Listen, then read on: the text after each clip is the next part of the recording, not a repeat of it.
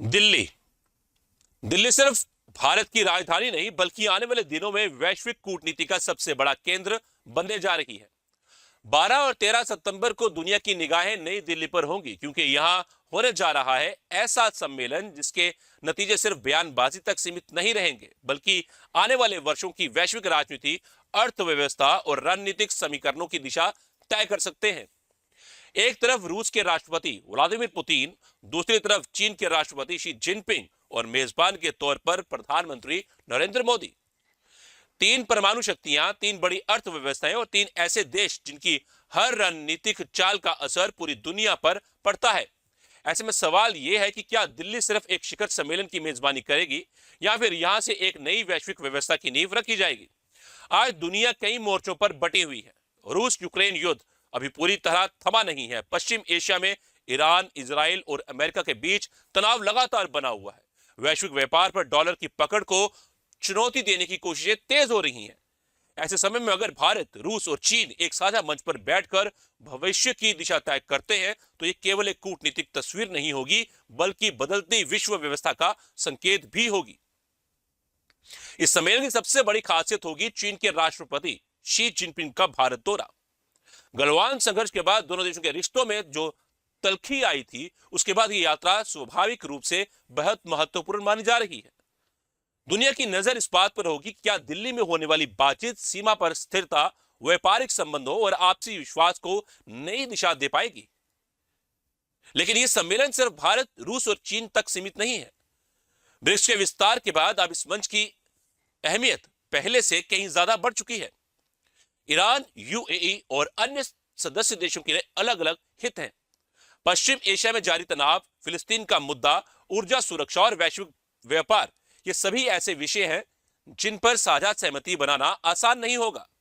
ऐसे में भारत की भूमिका केवल मेजबान की नहीं बल्कि एक संतुलित मध्यस्थ की होगी। भारत की सबसे बड़ी ताकत आज नई दिल्ली उन गिने चुने वैश्विक राजधानियों में शामिल है जहां अमेरिका के साथ भी रणनीतिक साझेदारी है, रूस के साथ भी भरोसेमंद संबंध है, खाड़ी देशों के साथ भी मजबूत सहयोग है और ईरान के साथ भी संवाद कायम है। यही संतुलन भारत को दुनिया के लिए एक विश्वसनीय साझेदार बनाता है। आर्थिक मोर्चे पर भी यह सम्मेलन बेहद अहम माना जा रहा है। पिछले कुछ वर्षों में स्थानीय मुद्राओं में व्यापार, डिजिटल भुगतान व्यवस्था और डॉलर पर निर्भरता कम करने जैसे मुद्दे लगातार चर्चा में रहे हैं। हालांकि किसी साझा ब्रिक्स मुद्रा पर सहमति बनना अभी कठिन माना जाता है, लेकिन वैकल्पिक भुगतान प्रणाली और वित्तीय सहयोग को लेकर महत्वपूर्ण फैसले सामने आ सकते हैं। भारत की यूपीआई मॉडल पहले ही कई देशों का ध्यान आकर्षित कर चुकी है और डिजिटल पब्लिक इंफ्रास्ट्रक्चर के क्षेत्र में भारत एक उदाहरण बनकर उभरा है। इसके साथ ही चाबहार पोर्ट, अंतर्राष्ट्रीय परिवहन, गलियारे, ऊर्जा सुरक्षा और सप्लाई चेन जैसे मुद्दे भी इस सम्मेलन के एजेंडे में महत्वपूर्ण रहेंगे। अगर इन पर ठोस प्रगति होती है तो एशिया और वैश्विक व्यापार के लिए नए अवसर खुल सकते हैं। हालांकि चुनौतियां भी कम नहीं है। रूस और पश्चिम के बीच तनाव, भारत चीन सीमा विवाद, ईरान और कुछ खाड़ी देशों के बीच मतभेद तथा ब्रिक्स के भीतर अलग अलग रणनीतिक प्राथमिकताएं इस सम्मेलन को कठिन भी बनाती हैं। लेकिन यही वजह है कि इस बार दिल्ली में होने वाला बातचीत को सामान्य कूटनीतिक कार्यक्रम नहीं बल्कि वैश्विक संतुलन की एक महत्वपूर्ण परीक्षा माना जा रहा है।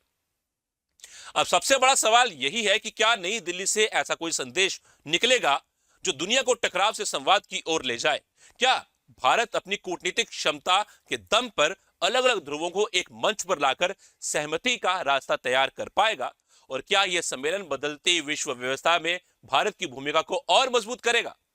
इन सभी सवालों के जवाब 12 और 13 सितंबर को दिल्ली से निकलेंगे, क्योंकि कभी कभी इतिहास युद्ध के मैदानों में नहीं बल्कि बातचीत की मेज पर लिखा जाता है, और इस बार दुनिया की सबसे महत्वपूर्ण मेज नई दिल्ली में सजने जा रही है।